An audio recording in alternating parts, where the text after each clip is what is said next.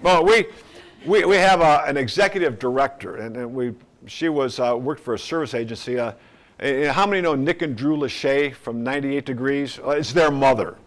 And so she believed in our project, and she has an adopted son who's 23 that's severely autistic. So she's our executive director, but we can only pay her part-time. So a lot of it falls, what I do is my job is fundraising, so I'm the one that contacts all the companies and how can I get money out of them. I'm the one that contacts former players to see if I get them to my event.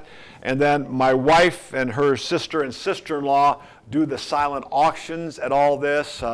We have people that help us out. I got a friend that I've known for years, has a printing company, and I asked him to be on the board, and he said, Kenny, he said, I would love to, but his project is he just committed to raise $6 million for the Evans Scholarship Program. He said, but anything I can do that. So he does all our printing for us for free. We have a girl that helps us out with our website. We have another girl that, Chris says, can you design me a poster for our bowling event? And so she does that. So it's kind of just all of us. So no, we have a staff of one. Like I say, I think, in fact, our meeting was that I'm hoping that when this low-income housing tax credit comes, now all of a sudden we have to have strategic plans. Where's the money going to go? The nice thing about the tax credit, that pays for the land.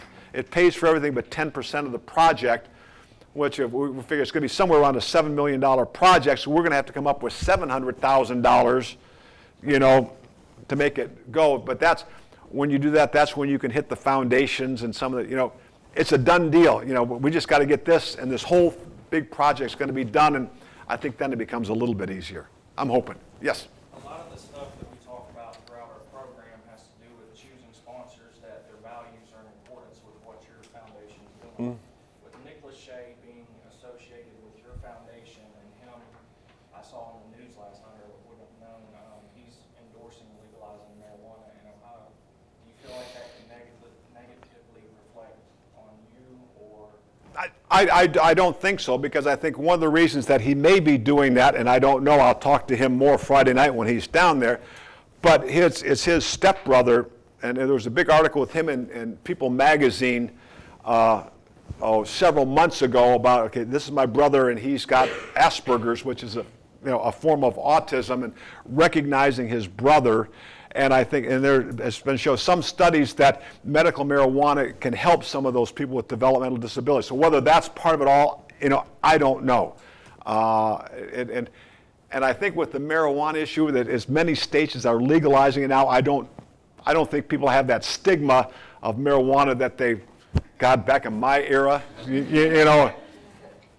Paul Brown would cut me on the spot if he thought I would do that. So no, I don't. Like one story about his brother. He's more of a higher functioning kid. I mean, he could literally, out on the west side, get on a bus, make 3 transfers, and end up downtown Cincinnati at his mom's office once you had another job. But all he would wear is a fatigue hat and a fatigue jacket. All he would wear. People magazine comes out. And he comes out the next morning and he's got normal clothes on. His mother said, what happened? He says, I don't want the paparazzi to recognize me. Who else has questions? Dave? I'll take it. No, but I think, when you talk about fundraising, you talk about nonprofit, a lot of it is just developing relationships with businessmen. I kind of call it, I've known Wayne Carlisle and Bill Butler for years. And so it was, when you guys have lunch, let me buy you lunch and talk about our project. And they kind of guided me from that aspect. Well, if you get land, it's going to be $100,000 an acre to develop that land for the infrastructure, and kind of, guiding you along those. And I plant the seeds that at some point in time, give me a check. I happened to play golf with the CEO of Fifth Third Bank. Well, that was my contact for our kickoff event, who put me in touch with somebody, and so that became our contact with Fifth Third. I knew Jack Cassidy, who was the CEO of Cincinnati Bell, and then a friend of mine knew Ted Torbeck, who is now the new CEO, and so met him, and can we have lunch? And he kind of hooked me up with some other businesses, and they become our presenting sponsor for our kickoff event. So it's just, I've got a little bit of advantage because some of these people know me a little bit. I have a friend who is a retired officer at Procter & Gamble, and we're trying to work out something with them on a national basis. So I've been in contact with Jim Kelly, Dan Marino, Ernie Els, who all have their own autism foundations, to see if we can't do something on a national level. I don't know if you've read the paper the other day, but right now P&G is trying to sell off part. There's a lot of commotion, so it's not going to happen. This year we thought it was going to happen for this football season. That's not going to happen. It's trying to get a connection with White Castle, who the owners of White Castle have a child that's autistic who happens to be in college now out in Arizona. Right now they give a lot of money to Autism Speaks, which is a national group. So I'm trying to get, this is a model that you could use in Columbus as well. So you try to get, that's a little tough inroad to get to, but you kind of work on those angles. And it's just, people that give us stuff for our silent auctions. Guy called me the other day. There's a real exclusive resort north of Pittsburgh called Nemacolin. I mean, it's kind of one of those 5-star deals where there's a butler in your room to kind of make sure your clothes are all ready before you go out at night. And one of the guys I'd met when I was coaching in Pittsburgh happens to be from Northern Kentucky, found out about it, and all of a sudden for our auction we have a 2 or 3 day stay, up at their resort for an auction item. So it's kind of, you lean on friends a little bit, and one of our policy is that all the people that we go to for our event Friday night, I never go to for another event. It's kind of, and what I found out is that, at least for our bowling event, that we have about 85% retention of our sponsors. So it's only a 16-lane venue, so the first 13 lanes are kind of easy to sell. And so what I found this year, I needed to make more money. So the last 2 years it's been, all right, you get, for $1,000, you get 4 bowlers. The bowlers, and I give them, the sponsor, a jersey and a picture, and they get their food and some drinks.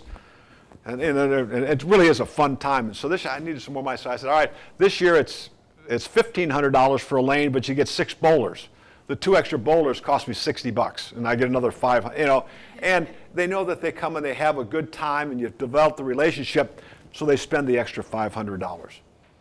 So now we're kind of working on, we have a $50, since all the lanes are full, we have a $50 ticket to come and be there, and I think I've got 10 former players that'll be there. Nick Lachey is going to be there, and that gets you in the door for the silent auction.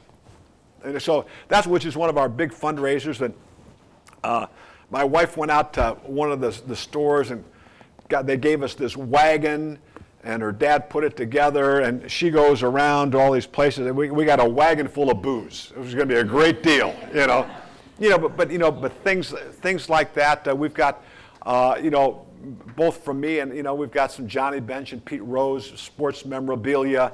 And, what we try to do there is we've got John Ruthven, the art. I don't know if you know, if heard of John Ruthven, is a very noted wildlife artist. He happens to be 90, and I had dinner with him the other day. Very well known nationally. He gave us a print for auction. It's bluebirds in a tree. This thing's worth over $1,000. I mean, we're gonna, I don't know if we can get that, but we hope somebody will recognize John Ruthven. But we always make sure that we've got items that are $50, $25, so that I can't spend $1,000, I can spend $50. So we do a lot of different things. We have pre-sale raffle tickets that we have. My wife gets a necklace from Hootapole Jewelers downtown, valued at $600, $700. We get a Kroger gift card for $500, $600. And Marty Brenneman, who I've become friends with, gave us his 4 tickets for a Reds game with the chance to come into the radio booth before the game. So we pre-sell raffle tickets that you can go and put it in, what they call a Chinese raffle. You can put them in any one that you want. For our liquor wagon, that's kind of, give us $5 and, you're eligible for that plus the silence. You try to give a variety of ways, for people to participate. what we found out that our biggest cost is alcohol for the event, mainly from the players that I bring down there, I might add. And, so, I went to the venue and I said, we got to cut this down. And distributors can't give you product for an event like this. So what, so I used Miller Coors, for this one. For our kickoff, I used Budweiser. And try not to hit everybody up. But, they give us a check for $500 to offset some of the costs. And they'll run a beer special for us, for that night. So you try to work every angle you can to increase what you make and cut down what you spend. So you're looking at a group of students here who are about to graduate. Some of them might do something along the lines of nonprofit, fundraising, sales. What's some advice you give to like the young generation coming out into the world? And good luck. I think, anything in the sports-related field, is tough to get into. Whether it be coaching and, there was an article, or I was watching a show last night. We were down at Axis Alley going through some stuff. There's a thing about Steve Spurrier. And, of course, big-time, college coach, Florida, now at South Carolina. And he was got a job at Duke. And they're saying, geez, for your career, you can't go to Duke. They're not a football school. They're not, and this is, 30 years ago. He said, you got to go to these others. He says, those other schools aren't offering me a job. This is, so I mean, it's getting at grassroots levels with things and getting, experience any way that you can. I think, Anthony does a great job because his foundation is big enough where he has, about 3 interns a year. And I think it's a great way to get experience and to make contacts working with that. I know, one of the girls I've been going back and forth with that for his golf tournament, I'm the only non-Hall of Famer that he flies in. And so, he's got one girl working on travel arrangements, to bring me in and getting, used to dealing with transportation requirements, putting on a big banquet. There is a lot to do to put on a golf tournament. Like I say, I'll be hitting up a bunch of you. One of the things that I'm really trying to work on for 2016 is, I've been in contact with Dan Marino, John Elway, Doug Flutie, Ernie Elliott, a lot of guys that have, autistic children. It's personal to them. And one of Dan Marino's biggest fundraisers is a stadium walk down at Dolphin Stadium. And my beady little mind is, Cincinnati, we got a football stadium and a baseball stadium. Let's do a walk and you get to go through both. So that's what I'm trying to do now is to get the Reds and the Bengals, number one, to commit to it. There's a lot to go. We've got to go to the city of Cincinnati and can we get a street closed off, and we're going to need police because you got to cross some streets, The park down there, I found out that new park down the line, the Moorline House, that for an event they charge $10,000. So I said, I'm not going to pay that. Where can we start this event and do it? Because I'm not paying the city $10,000 for the park. So there's a lot. That's why we said that we can't pull this event off in 6 months. This has got to be a year and 6 months to lay the groundwork. And then, like I said, when we get our project going, I'm going to be coming up to Jenny. I said, Jenny, you got some great classes here. We need some interns. We need some volunteers. Can you help us out here? well, this class has been working on Tahani Jones. He has an event with bow tie. Yep. The Galvin Pig. Yep. And it's a polo match in September out in Milford. And this class has developed all the sponsorship levels, the packages, and then all of the different. Why the hell didn't you tell me? I've been doing all this work, and I could have had it could have been a class project. Wow. And I said she was that little snotty-nosed brat runner. She hadn't changed a bit, has she? No, but I will, as we go, especially I think for that walk, I think there's a lot of things that you guys could do to help me out. And there's a lot of students who love that. I have one last question since you guys are not chiming in. Okay, so you're on camera, so I don't want to put you on the spot. Like, there's a lot. Mike Brown and the Bengals get a lot of flack about no commitment to winning. He's cheap. He's maybe not focused on the football side with scouting and those kinds of things. So you worked for him for years. What do these guys not know about the Bengals and the Brown family that? No, I think Mike's problem is, I think, the persona he presents to the public. He's very reserved. I always describe him, I think he's not a people person. Every time I go down to the Bengals office, I go in, I sit in his office, we talk for half hour. It's the most amazing half hour I have just talking with it. The Bengals are not cheap. I spent 3 years coaching at Pittsburgh. I'll tell my two Steelers stories. That I got the job with Mike Tomlin. And when I was in Cincinnati, all of our video was on computers at the coach's desk. I go to Jacksonville. All the video was on computers at the coach's desk. We go to Pittsburgh. The only computers were the head coach and the two coordinators, and the assistants used the old VHS. Mike Tomlin goes to Mr. Rooney and said, I want computer terminals for all the assistant coaches. Mr. Rooney's comment was, why? We've won 5 Super Bowls without it. We ended up getting it. 3 years in Pittsburgh, I never had a meal on a plane. That we would go, if we're going to a road trip and before we get on the plane, you know, there's a cold cut, grab a sandwich, grab a bag of chips, grab a candy bar, get on the plane. We'd come back from a trip. Before you get on the plane, do you want a hamburger, do you want a chicken sandwich, grab some chips, take a drink, go get on the plane. Never, and you know, in the Bengals, we had steak dinners coming back from planes, always had a lunch on the way to the road. So, I mean, we won the Super Bowl. We were the 3rd lowest paid coaching staff in Pittsburgh. So, and I think, you know, the Reds do a great job of marketing themselves. They have their community fund, which is a great charitable arm for the Reds. Well, you know, the Bengals give a surprising amount of money to charity. Just nobody knows about it. And it kind of goes back, you know, Paul Brown's always there was, when you do something good, it's not to pat yourself on the back. You're doing it because somebody needs help.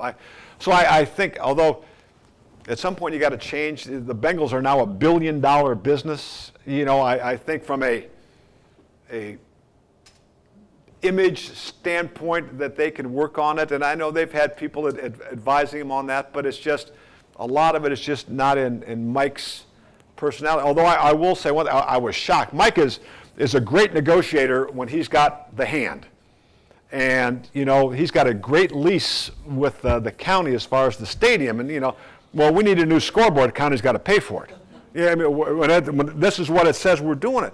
When GE wanted to put their international headquarters down in the Banks, the building was 10 feet too tall. The Bengals had to sign off for them to build that building because in theory it blocked views from the state, and Mike Brown signed off on it without any fuss. So I mean, he is a better community partner than people think.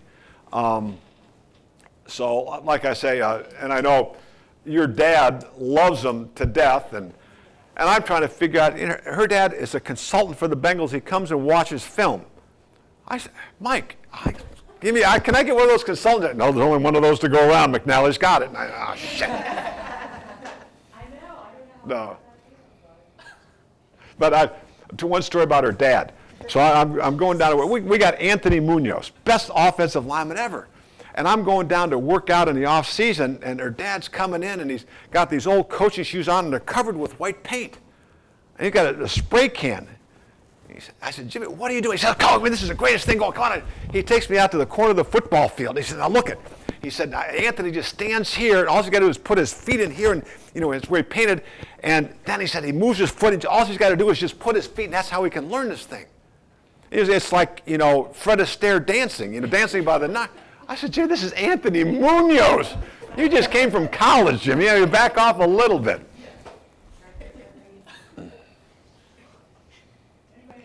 Well, I know these guys are graduating, but I've got her phone number now, and like I say, I'm going to hit you up because I got some, you know, because it's like one of the things, you know, putting sponsorship packages together. The LPGA happened to do that for me when they were involved, but I need a lot of help with that, creating, you know, you try to, you know, what's the value that you're going to get from this? And, you know, the kind of the value I got now is, all right, I inflate the value of the jerseys that I give them, you know, and I said, well, you know, I saw one of these on eBay, so that's kind of what you're getting there and what the food and the drinks are. But like I say, most anything is they have to believe in your cause. And I think, you know, you have to know it well enough that you can sell it and show that there is a need for this and that you're efficient with what you do. Because literally, our only expense, because everybody works out of their house, is the minimum amount that we pay our executive director. Yes? I know, like, in the future, you're going to have, you know, some opportunities. Do you have any volunteer opportunities now, like even like the bowling events where, like, maybe you could use volunteers for a couple things?